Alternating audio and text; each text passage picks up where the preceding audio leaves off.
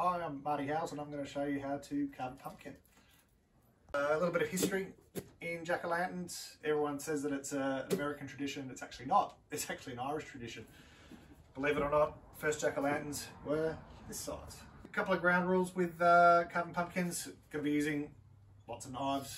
So if you're going to have a crack at it, adult supervision, because yeah, it's going to get messy and it's going to get dirty. Also, another thing I'm going to be using, bleach. A couple of things you'll need to carve a pumpkin. First one is the pumpkin. Second one, power tools, knives, lots of knives. Unfortunately, you're going to need, because you'll be doing some small cuts. You can get yourself a little mixer, because that's going to go into the power tool as well and help me when I carve it open. Bleach, bowls, gloves, and Vaseline. First things first, we're going to carve out the top. So what we do is we score it so we know how big the hole is. You want to make the hole at the top large enough that you can put your hand in, because you're going to be scooping out all the insides, which is actually just seeds and the like. Putting the knife in, try and go in on an angle, because when you take the lid off, it will sit better on the angle. As you can see, it's got quite a hard skin,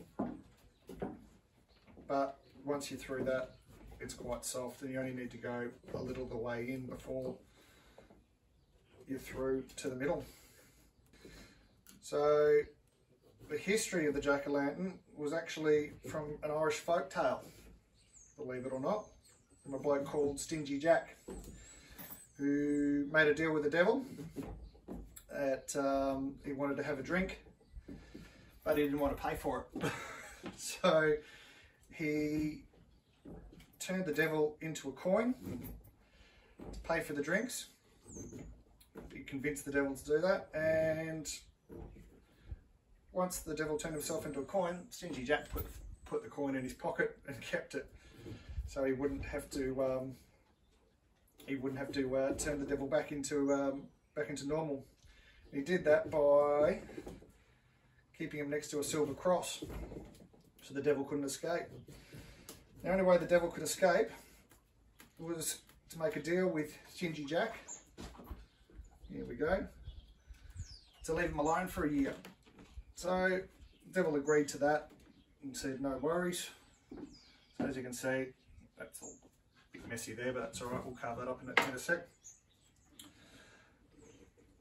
And once the devil came back to normal, he agreed to leave Jack alone for a period of 1 year, and he wasn't allowed to have his soul. And this went on for a couple of years. Stingy Jack kept making deals with the devil not to take his soul. And then eventually, poor old Jack died. And, well, apparently he wasn't allowed up in heaven, because he was that kind of character that no one wanted him in heaven, and the devil sure didn't want him because he'd been tricked so many times. So he was made to carry a live coal around and wander the earth. And he did that, carried the live coal inside a potato. And so he carved a face in the potato, and he carried that round, and that's how the legend of the jack-o'-lantern started. So nothing to do with Americans. So as you can see, a bit messy. Gloves are needed unless you want to wash your hands a lot. So what we'll do is we'll take off the drill bit. Put this in. All right.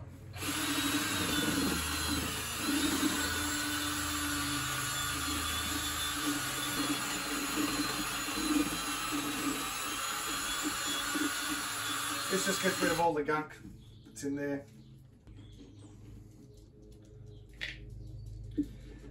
So these type of pumpkins are what we use for jack-o'-lanterns. You can use any sort of pumpkin really. You can use any sort of vegetable if you're smart enough. Try to find one with a hard skin. I've used an orange before, but it's quite difficult and they get incredibly messy as well. So get this in there. Try and clean it out as much as you can.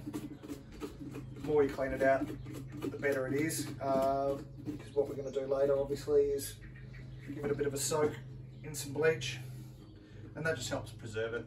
And I think that'll do for the moment. So get yourself a sharp knife. I've pre-drawn a design on here. You can do any design you want. There's a lot of designs on the net that will allow you to transfer onto a pumpkin head. I pre-drew one on this morning, and I'll just quickly go over it in texture so I can see it when I cut. And the pumpkin doesn't really like it when it's wet, but that's okay. So just a quick in with the knife, and just slowly work it. You just want to go a little bit past each line, just so it's, when it comes out. Be really careful with your knives, especially if you've got a sharp knife. You can find, if you don't watch where your hands are, you'll end up cutting yourself, and it's not a lot of fun. So when cutting, always cut away from yourself.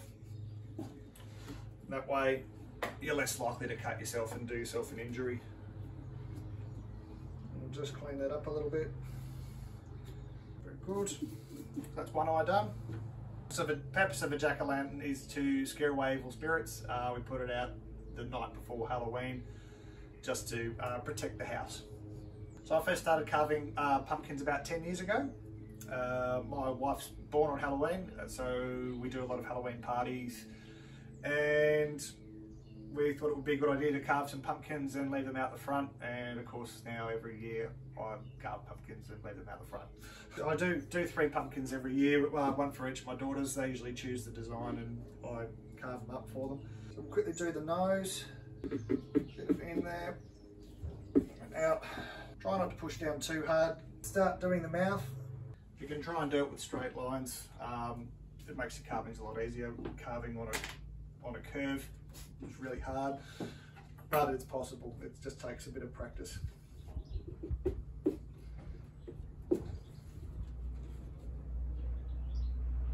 If you want to, you can see that there's little bits of dags inside. I actually tend to leave them in there. It gives a quite nice effect when you put it in the dark. It looks like it's an actual disgusting mouth. So you can, your personal choice, you can either leave it in or you can take it out. You can get most of these pumpkins. I got mine from Woolies this morning. I know there's plenty in stock there, but you can get it at most greengrocers.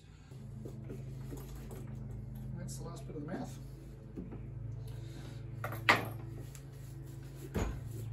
And there we go, guys. That's carved out there. The top off that, so it's not quite so daggy.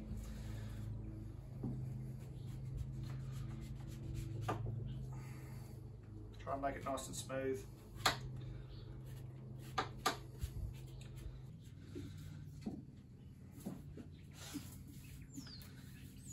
And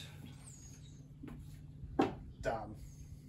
To preserve the pumpkin, to make sure that it lasts a bit longer, it can last up to 2 weeks if you do it this way. You need a large bucket, and I use probably around about say 10 mils of bleach in about 3 litres of water in the bucket. And what you want to do is either soak it. If you've got a large sink, that's even better. So put it in there, just let it soak for about 2 hours, just so and make sure that it's all covered. You can get in there, make sure you've got gloves on if you're dealing with bleach, and just make sure that you get it around all parts of the pumpkin that you've cut. Otherwise you'll find that you'll start getting mold spots. Once you start getting mold spots, then yeah, your pumpkin's not going to last much longer, unfortunately. So once that's done, and pat dry it, and make sure that it's completely dry. Then we use Vaseline. So what we do is we get a little bit on our fingers. And as you can see, I'm wearing gloves the whole time because I just don't like having bleach or anything on my hands. So if you've got access to gloves, make sure you use them. And what we do with the Vaseline is we just spread it around all the cut parts. So in the eyes, work it into the actual part of the pumpkin, and that just seals it off.